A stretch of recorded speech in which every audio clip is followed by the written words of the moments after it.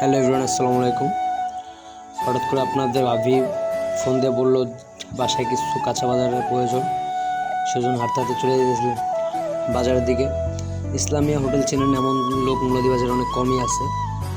হাঁটতে হাঁটতে চলে আসলে বাজারে ম্যাক্সিমাম দোকানপাটি বন্ধ।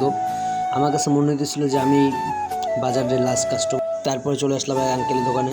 আইসা আঙ্কেলকে বলতে, আঙ্কেল আমার কিছু সবজি প্রয়োজন। আঙ্কেল বললো এটার ভিতরে নেওয়া সব কিছু।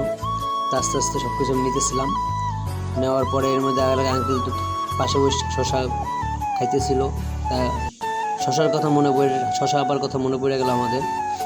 ঠিক আছে, আমি সব কিছু কেনাকাটা শেষ, আমি আঙ্কেলদের টাকাটা দিলাম। আঙ্কেল আমার টাকাটা ব্যাগ দেওয়ার পরে আমি আস্তে আস্তে নিয়ে হাঁটতেছিলাম, বাসার দিকে যাইতেছিলাম। এর ভিতরে মনে পড়ে গেল যে আমার ওয়াইফ একটা রিয়াল নিতে বলছিল, কেননা সে কোরআন শরীফ পড়ে, তার জন্য প্রয়োজন। সেজন্য চলে আসলাম রিয়াল কিনতে। আমার একটা রিয়াল দেখলে পছন্দ, একটা রিয়াল দেখার জন্য পছন্দ হলো, নিয়ে বাসায় চলে আসলাম। তা গাইস, আমার নতুন পেজ, সবাই লাইক কমেন্ট শেয়ার করবে।